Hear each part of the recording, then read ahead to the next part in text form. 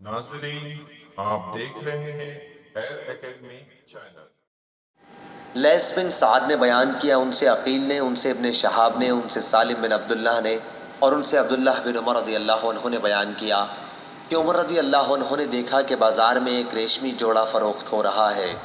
پھر اسے وہ رسول اللہ صلی اللہ علیہ وسلم کی خدمت میں لائے اور عرض کیا، یا رسول اللہ، یہ جوڑا آپ خرید لیں اور عید اور وفود کی ملاقات پر اس سے اپنی زیبائش فرمایا کریں۔ حضرت صلی اللہ علیہ وسلم نے فرمایا، یہ ان لوگوں کا لباس ہے جن کا آخرت میں کوئی حصہ نہیں۔ یا آپ نے یہ جملہ فرمایا، اسے تو وہی لوگ پہن سکتے ہیں جن کا آخرت میں کوئی حصہ نہیں۔ پھر اللہ نے جتنے دنوں چاہا حضرت عمر رضی اللہ عنہ خاموش رہے۔ پھر جب ایک دن رسول اللہ صلی اللہ علیہ وسلم نے ان کے پاس ایک ریشمی جبہ بھیجا تو حضرت عمر رضی اللہ عنہ اسے لے کر خدمت نبوی میں حاضر ہوئے اور عرض کیا، یا رسول اللہ، آپ صلی اللہ علیہ وسلم نے تو یہ فرمایا تھا کہ ان کا لباس ہے جن کا آخرت میں کوئی حصہ نہیں۔ یا عمر نے آپ کی بات اس طرح دہرائی کہ اسے وہی لوگ پہن سکتے ہیں جن کا آخرت میں کوئی حصہ نہیں، اور پھر آپ صلی اللہ علیہ وسلم نے یہی میرے پاس ارسال فرما دیا۔ اس پر آپ نے فرمایا کہ میرے بھیجنے کا مقصد یہ تھا کہ تم اسے بیچ لو، یا فرمایا کہ اس سے اپنی کوئی ضرورت پوری کر سکو۔ صحیح بخاری حدیث نمبر 3054۔ معمر نے خبر دی، انہیں زہری نے، انہیں سالم بن عبداللہ نے اور انہیں عبداللہ بن عمر رضی اللہ عنہ نے خبر دی کہ نبی کریم صلی اللہ علیہ وسلم کے ساتھ صحابہ کی ایک جماعت، جن میں حضرت عمر رضی اللہ عنہ بھی شامل تھے، ابن سیاد یہودی لڑکا کے یہاں جا رہی تھی۔ آخر بنو مغالہ ایک انصاری قبیلے کے ٹیلوں کے پاس بچوں کے ساتھ کھیلتے ہوئے اسے ان لوگوں نے پا لیا۔ ابن سیاد بالغ ہونے کے قریب تھا، اسے رسول کریم صلی اللہ علیہ وسلم کی آمد کا پتہ نہیں ہوا۔ حضرت صلی اللہ علیہ وسلم نے اس کے قریب پہنچ کر اپنا ہاتھ اس کی پیٹھ پر مارا اور فرمایا، کیا تو اس کی گواہی دیتا ہے کہ میں اللہ کا رسول ہوں؟ ابن سیاد نے آپ کی طرف دیکھا اور پھر کہنے لگا، ہاں، میں گواہی دیتا ہوں کہ آپ ان پڑھوں کے نبی ہیں۔ اس کے بعد اس نے حضرت صلی اللہ علیہ وسلم سے پوچھا، کیا آپ گواہی دیتے ہیں کہ میں اللہ کا رسول ہوں؟ آپ نے اس کا جواب صرف اتنا دیا کہ میں اللہ اور اس کے سچے انبیاء پر ایمان لایا۔ پھر حضرت صلی اللہ علیہ وسلم نے دریافت فرمایا، تو کیا دیکھتا ہے؟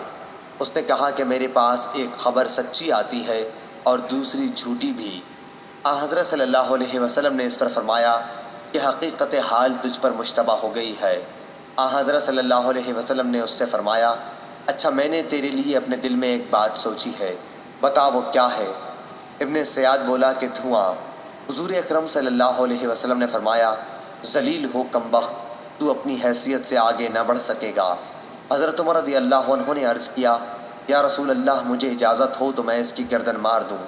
لیکن حضرت صلی اللہ علیہ وسلم نے فرمایا، اگر یہ وہی دجال ہے تو تم اس پر قادر نہیں ہو سکتے، اور اگر دجال نہیں ہے تو اس کی جان لینے میں کوئی خیر نہیں۔ صحیح بخاری حدیث نمبر 3055۔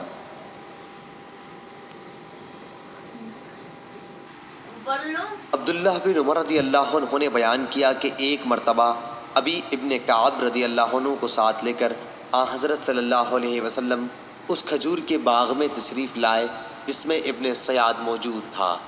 جب آپ صلی اللہ علیہ وسلم باغ میں داخل ہو گئے تو کھجور کے تنوں کی آڑ لیتے ہوئے آپ صلی اللہ علیہ وسلم آگے بڑھنے لگے۔ آپ چاہتے یہ تھے کہ اسے آپ کی موجودگی کا احساس نہ ہو سکے اور آپ اس کی باتیں سن لیں۔ ابن سیاد اس وقت اپنے بستر پر ایک چادر اوڑھے پڑا تھا اور کچھ گنگنا رہا تھا۔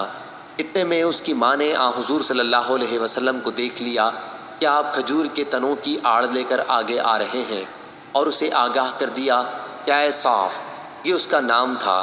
ابن سیاد یہ سنتے ہی اچھل پڑا۔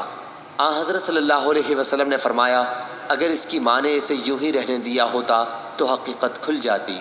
صحیح بخاری حدیث نمبر 3056۔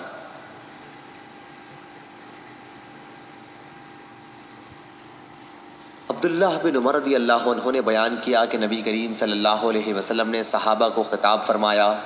آپ نے اللہ تعالیٰ کی ثنا بیان کی جو اس کی شان کے لائق تھی، پھر دجال کا ذکر فرمایا اور فرمایا کہ میں بھی تمہیں اس کے فتنوں سے ڈراتا ہوں۔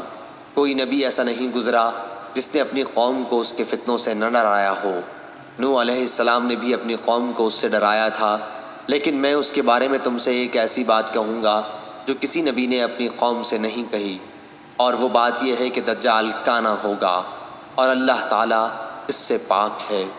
صحیح بخاری حدیث نمبر 3057۔